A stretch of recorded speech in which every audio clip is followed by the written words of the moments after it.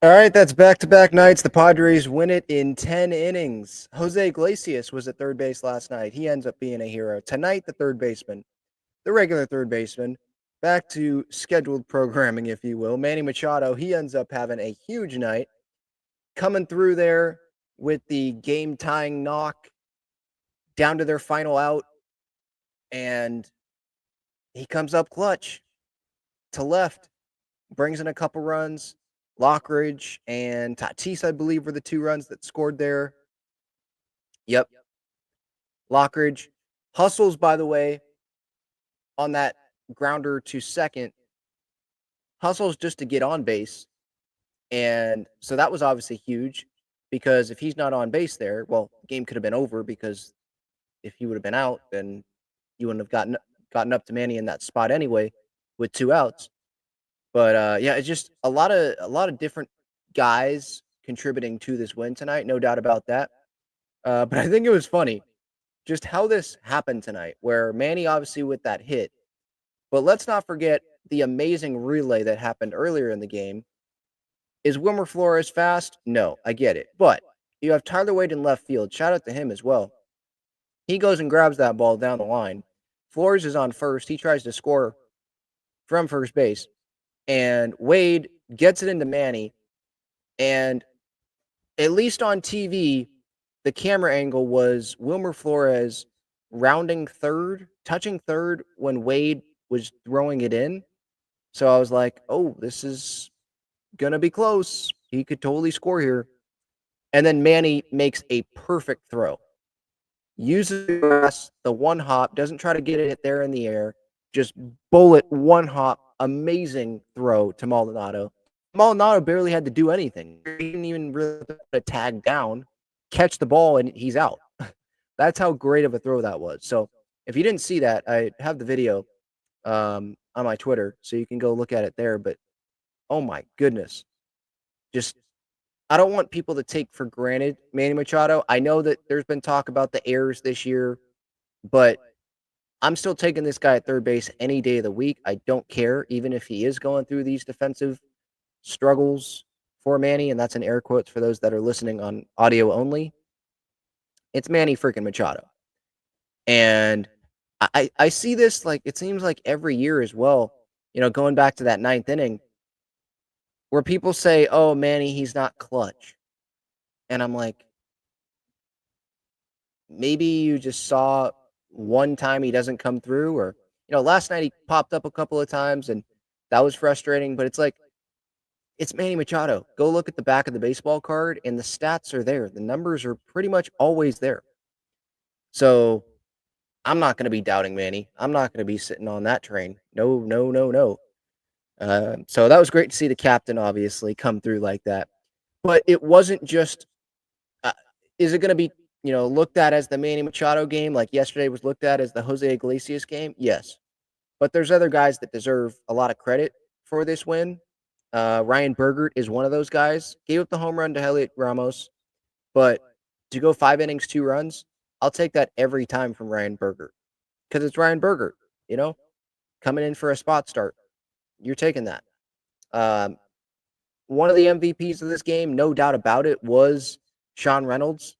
I was not expecting him to go 3 innings, 3 shutout innings as well. 2 punch outs, only walked one guy. But for him to do that was so huge because you got 5 innings out of Berger. You're going to take that. But the question is, how are you going to get from Berger to the end there, right? Because you're not going to use Robert Torres. You probably don't want to use Jason Adam. Probably don't want to use Adrian Morejon either, because I'm looking at my bullpen chart going into today's game. Let me pull that up here real quick. And yeah, Adam and Suarez had pitched back-to-back days. Morejon back-to-back days. So you don't want to have those guys go 3 days in a row. Obviously, you don't want to be going to Wandy late in games. So how are you going to get it there? And you got it there because Sean Reynolds gave you 3 shutout innings. And then Yuki comes in and he has a quick inning as well. So a quick ninth inning there. And then Estrada comes in, obviously, and gets that save. But yeah, that was a heck of a team performance. Pitching all around, all of the pitchers. And then Crony gets hit during this game on the left, left like forearm. And who knows what that's going to look. That's not going to look good. He's probably going to be feeling something tomorrow for sure. Maybe an adrenaline thing where it's okay. But yeah, when he wakes up, probably not going to feel great. But he ends up coming through with that go-ahead RBI single there in the 10th inning to score Merrill. And that pitch was inside, broken bat. You're going to sacrifice that bat for sure to go get that go-ahead hit there.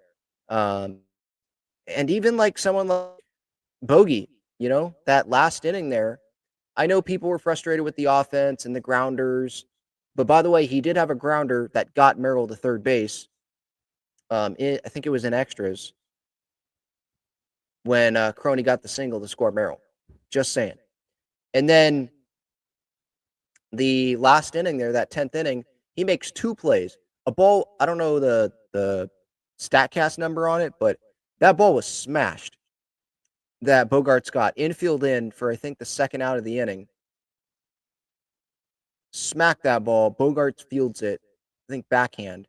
They didn't show the replay, which I was waiting for the replay because I wanted to see like how he fielded that because how hard that ball was hit. We didn't get a great angle live of it, but he makes that play. And then, shout out to the scouting group, positioning Bogaerts where he was, but still Bogaerts makes that play as well, deep, closer to second base where he was positioned there, and gets that final out. So a lot of guys contributing in this game. Obviously, the relay, Wade to Manny to Maldonado to, I mean, if that doesn't happen, then we're not even talking about an extra inning Padre win here.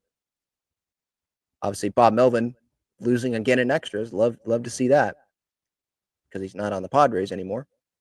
Yeah, just a lot of guys. The bullpen, the rotation, Bogey, Crony, Lockridge, using his speed there. He came in for Tyler Wade in left, and obviously like Wade earlier in the game with that relay, like just a lot of guys coming through. Merrill scoring a run. I know people got ticked off with Luis Arraez. I really want to keep this positive, but I did see a lot of people ticked off with Luis Arraez because, if the Padres lose this game, I guarantee you a lot of the discussion is going to be about Luis Arraez and swinging at ball 4, and he grounds out there in the Padres' best opportunity at that time to score, and it was 2-0. I want to say it was like the 7th inning, something like that, and it was bases loaded. They didn't get a hit, but hit by pitch, couple of walks. You got to rise up at the plate. You're feeling good, but this guy's being wild. I think it was Miller that was pitching, and it's a pitch that's at his, like, almost at his eyes, and he swings at it. I know there's 2 strikes, and Arraez, like, this is what he does, right? He expands the zone, but, like, not always in a bad way, if that makes sense, because, and I say not in a bad way because he's not missing. He's not swinging and missing. He's putting the ball in play. And the ball was hit. It's not like he, topped it. Like, it was hit pretty hard, but still, that's ball 4, and that's a run that comes in. So that can hurt him, but he knows that he's so and he can get to those pitches and to drive in those runs. I saw people saying like, he was trying to be a hero there, and people are tired of the hero ball. I mean, you could say that with some guys. I think Tatis comes to mind a little bit. Merrill expanding the zone sometimes this year. With Arraez, you could say like literally if we take out all of the other Luis Arraez at bats, and like I've never seen Arraez play baseball before, and that single at bat, okay, yeah, hero ball, but it's Luis Arraez. That's not him trying to be hero. That's who he is. If it's an 8-0 game, he'd be swinging at that pitch. That's just who he is, I feel like. We see it so many times where he swings at pitches that are out of the zone. And sometimes they end up being hits, like that's who he is. He puts the ball in play. He's not going to strike out much. And I love him for it. And sometimes it's frustrating, like today. But I don't want to harp on that, for 10 minutes here. End of the day, Padres got the win. That's what matters. 2 extra inning wins. You'd like them not to be extra inning wins, and you'd like to not tax the bullpen more than you need to. But the good news is you would think that your big guys in this bullpen would be available for the last half of this Giant series. And then, whatever happens in Milwaukee, that's, we'll worry about that then. But yeah, it was awesome to see because I have seen Manny, and I know it's social media and it's always negative, right? But like to see Manny come through after what some people were saying yesterday, it made me laugh, and I loved it because I still love Manny, um, have the confidence in him, and people were talking about, oh, did the Padres win this game last night if Manny Machado was at third base? And then he pulls off what he did today. That I need to actually bring up before I end this. I need to bring up that diving play that he made down the line, and he threw that runner out. That runner was out. And on replay, the call stood. So they didn't say confirmed. So there wasn't enough to overturn it, I guess is what they're saying there when they say stand. But I saw